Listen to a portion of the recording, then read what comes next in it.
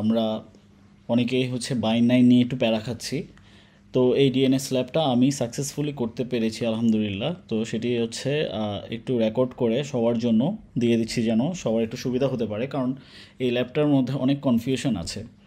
So আমরা প্রথমেই যেই টাস্ক 1 আমরা একটা করব, একটা টিক দিয়ে দিব। প্রথমে আমরা টাস্ক 1টা কমপ্লিট করি, verify your host IP address. তো আমরা সেটাকে দেখার জন্য আমরা একটা নতুন টার্মিনাল খুলে নিলাম এবং সেখানে আমরা লিখে দিব ইফ কনফিগ। সেখানে আমরা যদি যাই, আমরা আইনেট এর পরে আমরা আমাদের আইপি অ্যাড্রেসটুকু দেখতে পারবো 10.0.2.15। আমার মেশিনের অ্যাড্রেস হচ্ছে সেটি। তারপরে গিয়ে আমরা হচ্ছে সুডো এপিটি আপডেট করে নিব। সুডো এপিটি আপডেট, এটি আমার লাইব্রেরিটাকে আপডেট করে। তারপরে হচ্ছে আমরা বাইন9টাকে ইনস্টল করব। এতটুকু ডান, এটা ডান, এটা done. Sudo A P T install, sudo apt install bind9 utils, তারপরে হচ্ছে bind9/doc, এরপরে -y। আমরা bind9 ইনস্টল করে ফেললাম, এটা ইনস্টল হয়ে যাচ্ছে। তারপরে আমরা ডিএনএস ইউটিলসটাকে ইনস্টল করব, sudo apt install dns utils। So আমাদের ডিএনএস ইউটিলসটাও ইনস্টল হয়ে গেল গা। আমি ডিএনএস ইউটিলসটাকে একটু আলাদা করে ইনস্টল করার ট্রাই করি, অনেক সময় এরর দেয়। তারপরে আমরা এটা ঠিক আছে কিনা এটাকে চেক করব। সেটার জন্য সুডো এপিটি লিস্ট স্পেস দিয়ে একটা পাইপ, মানে হচ্ছে আমার এপিটি লিস্ট থেকে যে আউটপুটটা আসবে সেটাকে আমি দেখতে চাচ্ছি। তারপর হচ্ছে গ্রেপ দিয়ে আমরা ফিল্টার করব -i, এরপরে হচ্ছে bind9। তো আমার এখানে দেখা যাচ্ছে যে আমার bind9টুকু ইনস্টল হয়ে গেছে, আমাদের মেজর পার্ট ডান। তারপরে গিয়ে আমাদেরকে বলতেছে যে create the forward and reverse zone. তো এই ফরওয়ার্ড জোনটা হচ্ছে আমি যদি কোনো আইপি অ্যাড্রেস লিখি বা ধরেন কোনো অ্যাকচুয়াল ডোমেন অ্যাড্রেস লিখি www.pmics.edu, তাহলে আমাকে একটা আইপি অ্যাড্রেস দিবে।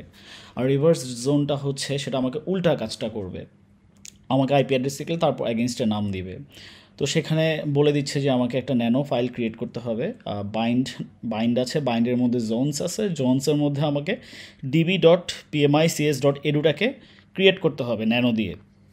তো আমরা আগেই ওই ফোল্ডারে চলে যাই, cd/etc/bind।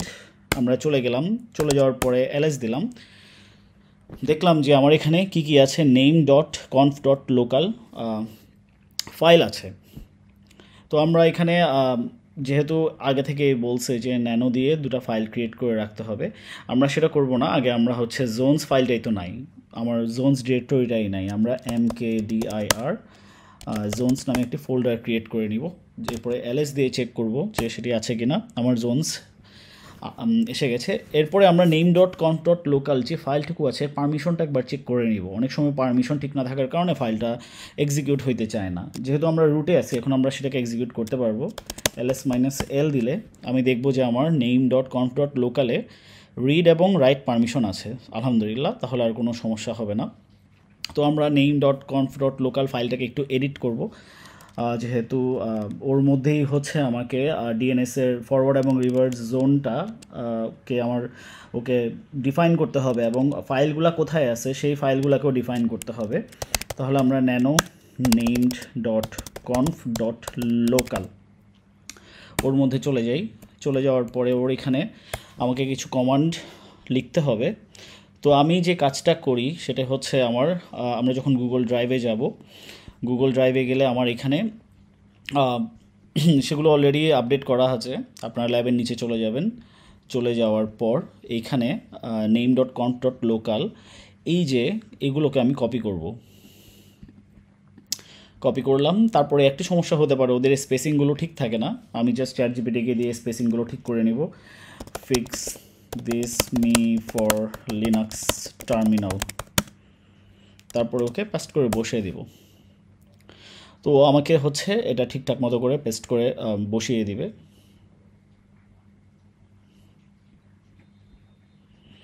আমি এই ফরম্যাটটুকুকে কপি করে নিয়ে জাস্ট name.conf. লোকালের মধ্যে গিয়ে পাস্ট করে দেব। তো আমার এখানে একটু পড়ে দেখি, জোন হচ্ছে pmics.edu, ও হচ্ছে টাইপ মাস্টার, এবং ওকে বলে দিচ্ছি যে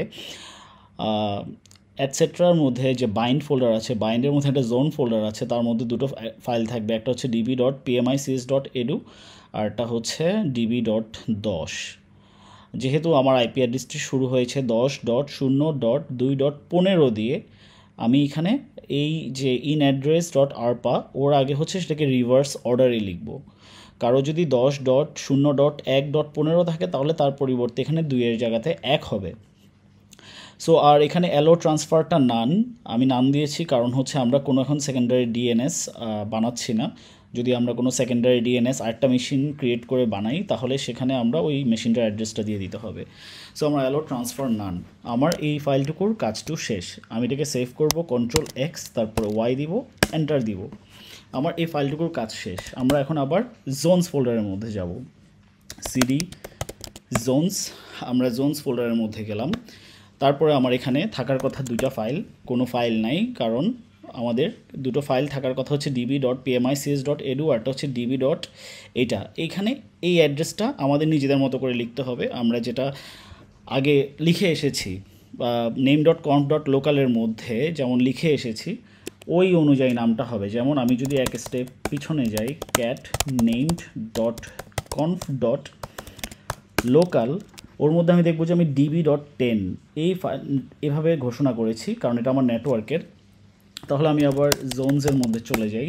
আমি আগে হচ্ছে db.pmics.edu ওই ফাইলটাকে আগে ক্রিয়েট করে ফেলবো, nano db.pmics.edu। ওর মধ্যে এখন আমি কি বসাবো, আমি হচ্ছে আমার আবার ল্যাবে চলে যাচ্ছি। সেখানে গিয়ে আমি নিচের দিকে যদি যেতে থাকি তাহলে আমার এখানে db.pmics.edu-র জন্য আমি কোডটুকু এখানে লিখে রেখেছি, জাস্ট একটা স্যাম্পল। ওকে নিয়ে আমি আবার ChatGPT-তে গিয়ে বসিয়ে দিই, ফিক্স অলসো দিস। ও হচ্ছে আমাকে এখন এটাকে পুরোপুরি ঠিক করে দিবে, দিয়ে দিল। ওকে আমি কপি করে পুরোটাকে কপি করে নিলাম। কপি করে নিয়ে আমি আমার মেশিনের মধ্যে গিয়ে যে db.pmics.edu তার মধ্যে ফাইলটার মধ্যে আমি ওকে এখন বসাবো। Ctrl+Shift+V দিলে বসে যাবে।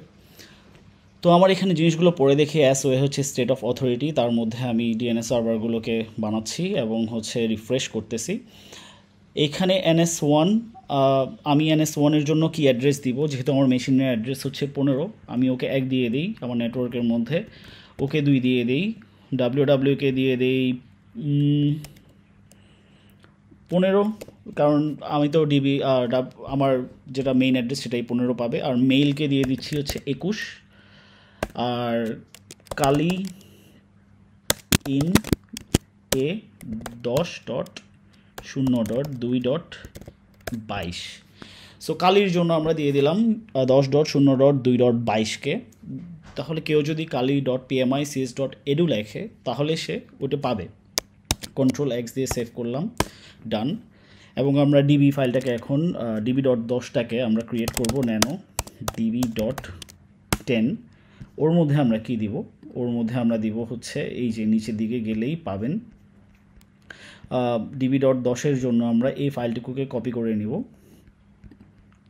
কপি করে নিয়ে আবার ওকে ফিক্স করাবো, ফিক্স দিস অলসো।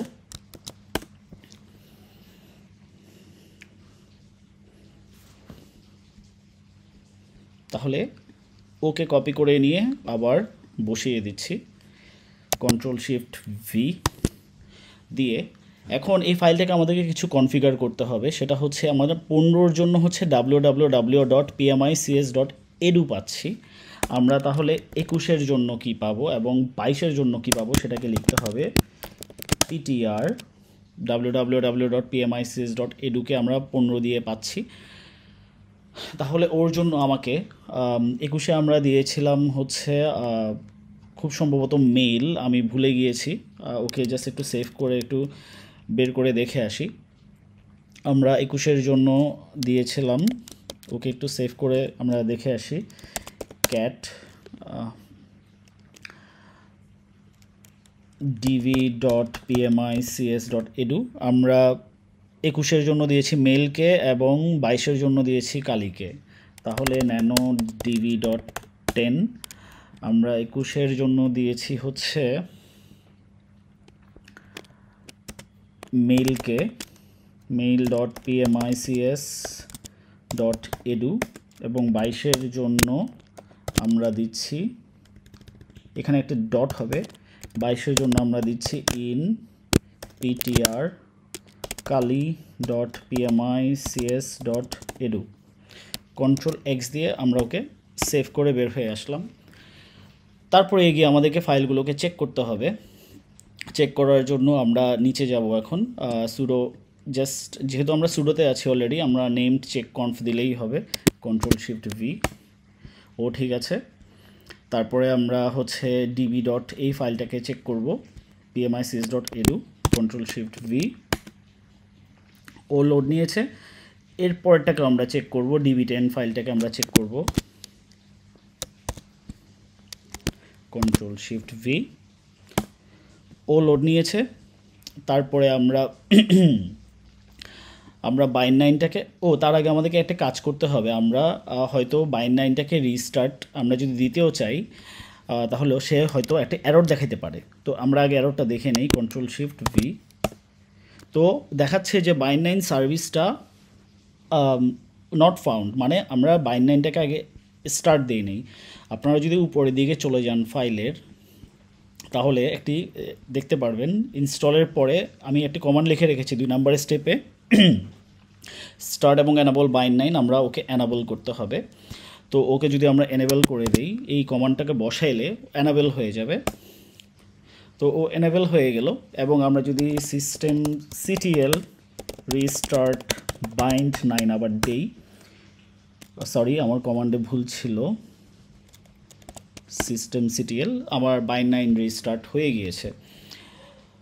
সো আমাদের এতটুকু অংশটুকু ডান। এখন আমাদের কাজ কি? আমাদের কাজ হচ্ছে আমরা ns lookup দিয়ে, স্যার যেটা করেছিলেন ns lookup দিয়ে আমরা চেক করব ঠিক এরকম করে আসে কিনা, ns lookup-এর মতো এভাবে করে আসে কিনা আমরা চেক করে দেখব।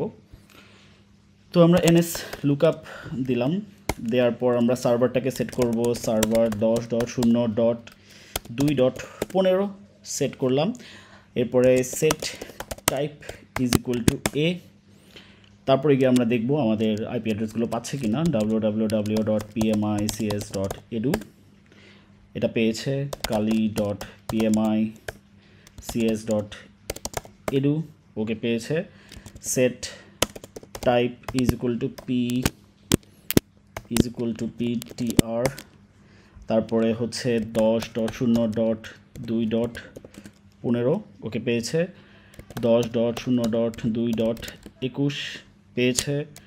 10.0.2.22 ওকেও পেয়েছে। এভাবেই আমরা দেখতে পারতেছি যে আমাদের ল্যাবটুকু কমপ্লিট হয়ে গিয়েছে। ধন্যবাদ।